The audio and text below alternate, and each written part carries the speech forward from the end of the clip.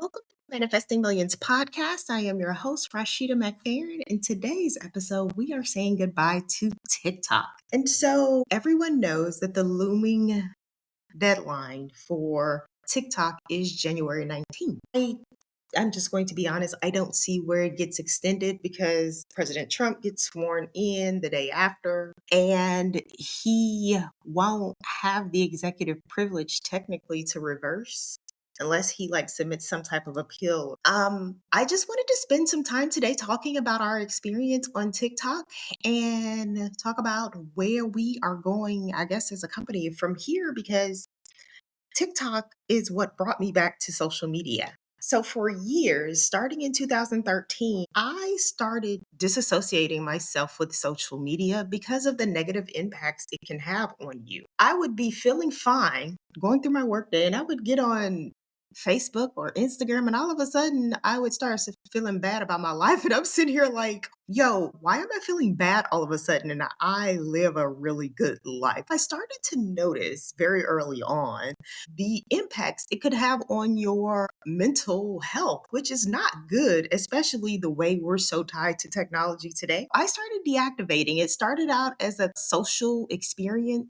type thing that I was doing to see how long I could stay off the platform. And then it turned into me being deactivated on the platforms for 90% of the year. I would reactivate and get on and tell people I cared about happy birthday and things like that, or when social things were coming around based on my alma mater that I wanted to participate in. But other than that, I would not be activated on social media. And the only reason I got back on social media was because my son told me probably in early 2022 that people were doing real estate on TikTok. And then I was like, well, buddy, I thought it was just a app for the kids to do dancing challenges. He's like, no, mom, people be doing professional stuff on there. And so me and my curiosity went on to the app, signed up, and got onto the app and realized it was video, which I wasn't really as familiar with because I was used to doing, when I do videos, it's only for my real estate. But I started to notice that you can mix the music with the videos as I was showing the property, and I literally began to have fun. And so TikTok became for me a place to find community with my career because I had just launched my real estate business here in Texas in early 2020. And so here we are 2 years post launching the business in 2022, which was when I joined TikTok. And in the middle of the pandemic, we were still in the midst of a global crisis and a lot of people were at home. So it became a place of connectivity for a lot of people, which also ended up being community. I found so many different avenues to relate to people. Number one, with my real estate. Number two, being a Black corporate finance woman. Number three, just being around young Black professionals that were millennials like me, that were in different industries. And so it became community for me. And as I began to build community with the different trends that would pop off and build my following, I built that following up to 16,000 people over a 2-year time frame on my real estate account. And then I launched a personal account probably about a year ago. And this year I built that to 2,200 people. And so we're looking at roughly about 18,000 followers that I have built community with over the past 2.5 years. And I think it's a shame that the app is now going away because for a lot of people, in addition to it building community, it's also funded businesses. I have leads that have come from being on social media, on TikTok. And when you're building businesses in this modern day of technology, it helps to have a platform that supports you. Probably about a year ago, I started backing off of using the platform because they were saying that it was going away. For the small times that I did post to TikTok over the course of the last year, I still got 400,000 views on the videos that I had already put on my page, most relating to either investing in real estate, crypto, and manifestation. And I haven't even put any ads on that. So please show me a place in regards to apps and connectivity and community where you can get organic reach like that. I started to focus last year on mastering Instagram and Facebook because I was launching a digital business, which is my crypto course, the Manifesting Millions Academy, that teaches beginners how to invest in crypto. And because I was a part of these masterminds, they were like, well, you need a Facebook page, you need an Instagram page. And I'm like, okay. And so I went and reactivated my Facebook page, and I reactivated Instagram, and then opened, I guess it's business Instagram I had already launched the Texas real estate page on Instagram in 2020, but I had never had much traction on it. And I posted on there pretty regularly. I went over to TikTok. I was like, you can find your community and your people, and the algorithm works with you as long as you work with it and push and create content that is related to your niche. And on Facebook and Instagram, you literally have to pay for reach now. We initially got on these social media apps back in 2003, 2004, 2005. First, for the Black culture, it was what? Black Planet, and then it was MySpace, and then Facebook took over around like 2007, 2008. We initially got on these platforms, millennials, because it was a way for us to stay connected to the people we had gone to school with, like college and grad school. And it was a way for us to meet additional people that you couldn't connect with otherwise in person. So it expanded your network a great deal. It became fun when we first got on it. But when our like parents and like grandparents and like all the other generations started to get onto the app, it was no longer fun for us and we left. Because the reason we got on the apps in the first place, it's because we wanted to be around our friends in a different setting that we were no longer physically located with, because we had graduated from school and gone on into the real world and started building our careers. And so it was a way to stay connected. It took on this social environment. Now you got your grandparents and your mama and them and all of everybody and their mama on Facebook, like trying to be on your stuff. Like, I know I'm going to sound mean when I do this, but I don't even let my family, for the most part, get on my page because, like, I don't need your input, if that makes sense. And even with Instagram was cool when we first got it, like in 2011, 2012. And then it started getting to the point for me, while I am a socially popular person, I am also very much an introvert. And so when it started getting to the point that it was like 1,000 people and 1,000 followers, it was too much for me. So I kid you not, I started and deactivated and deleted at least 3 or 4 personal Instagram accounts. And like I said, the only reason I popped back onto social media in late 2023 was because I started to build a digital business. And what I'm noticing is like I'm spending all of this money on ads to get leads in the door. We've lost sight of what it was to be on social media. And now these companies are making all this money from us based on the fact that they have our data, they're selling our data, they're using it to basically market to you. As a business owner, you're blindly putting money into Facebook ads or Instagram ads to reach the people, to possibly bring them into your business with the potential that they may turn into a client. There is no guarantee with me spending money on ads to get the leads into my business. There is no guarantee there. And so we're literally sitting up here making all of these social media companies richer. I am a capitalist through and through. I get it. I've been in finance the last 18 years.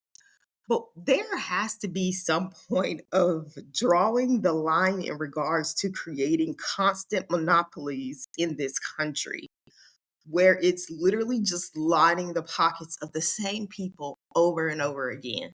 The reason we're losing TikTok is because Mark Zuckerberg is upset that we went somewhere else and his platform started to tank, or platforms, because every time you turn around, he's buying another app that we get on and he tanks it.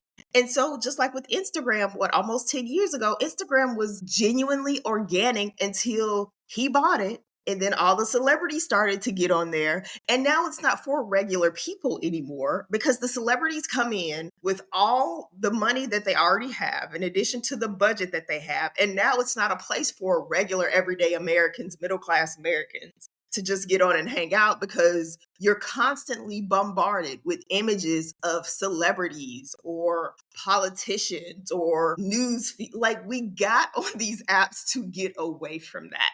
So we got on these apps to create a genuine sense of community in regards to our interests that has nothing to do with celebrity platforms. I don't know about y'all, but I'm tired of celebrities. How much attention can one possibly need in their whole life? My God, right? Like, how big is your ego that you always have to be the center of attention 24/7 over and over again? Like, dude, I'm tired of that culture. I'm just saying, in regards to being on TikTok for the past 2.5 years or 2 years, it's created a community that was genuinely built around my interests, the things I wanted to connect with people on and engage with people on. And I am going to miss that. Just number one, in regards to it being community. And then number two, it's a big part of my business. We're going to have to go back to the drawing board with Meta and Facebook. This morning, I went in and canceled my Meta Verified. I stopped all advertising that I was running, and I'm getting ready to do a social media cleanse again, especially in regards to Facebook. And I'm deactivating all my pages for right now until when. In regards to the list, the emails that I already have that's on my email list, which is a couple of thousand people, I'm going to focus on building community around the email list that I have. And I'm going to do it without social media at this point. Because if I'm losing the thing that brought me back to social media in the first place, and then it started turning into dollars in my business, why would I continue to pay Mark Zuckerberg's companies, Facebook, Instagram, WhatsApp, Threads? Like, I'm literally going in and deactivating all that stuff. And so if you're on my page and you're clicking on those apps and you're getting a bad link, that's why. I'm not going back in and all of the content that I've created over the last 2 to 3 years in regards to my business. I'm not going in and editing every single link. It's just going to be an active link. But you can find me on Twitter, or excuse me, X. You can find me on my website. And I can run ads with Google, Yahoo, which is now, what is it, Taboola or something? Bing. And I think there's some more, DuckDuckGo.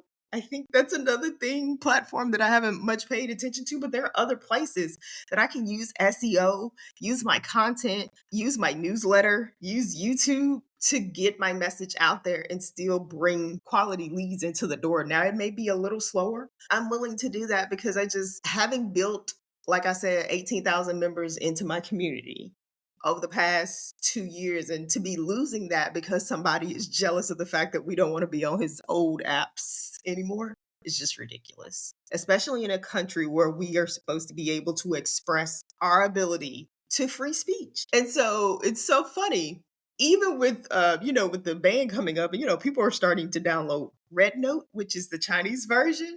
And yeah, I tried for about 10 minutes and I was lost.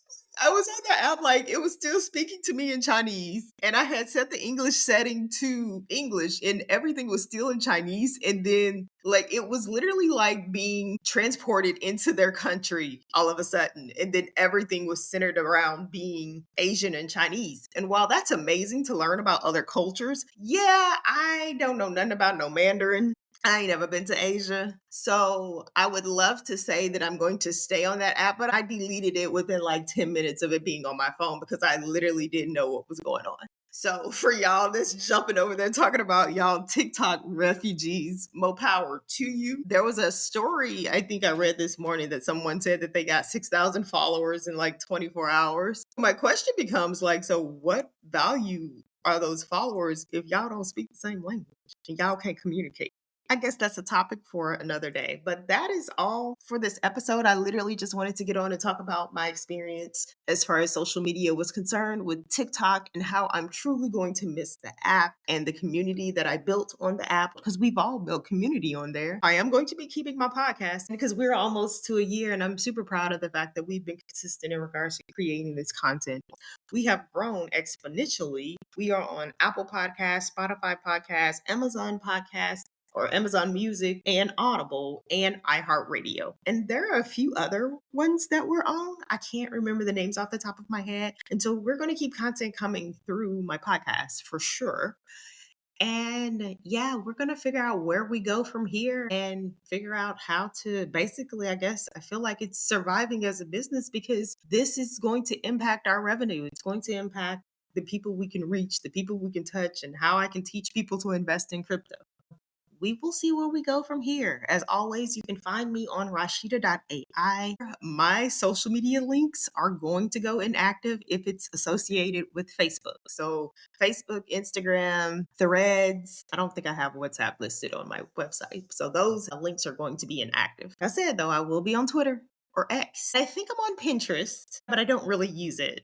But there's a presence there. I guess I will go in and edit the links on my website in regards to Instagram and Facebook. I'll remove those for right now since they're not going to be active. And yeah, you can find all of our offerings in regards to learning how to invest in crypto on Rashida.ai. And I also have a class, a real estate investment course for millennials and Gen Z who have not yet purchased their first home. We released that 2 weeks ago. It is active on the website as well. That's it. I will see you in the next episode. If you have liked what you heard, please leave us a 5-star review. It helps our listenership grow so that people like you can continue to come in and create community with what we're building in regards to creating investment wealth in the now and in the future. Bye for now.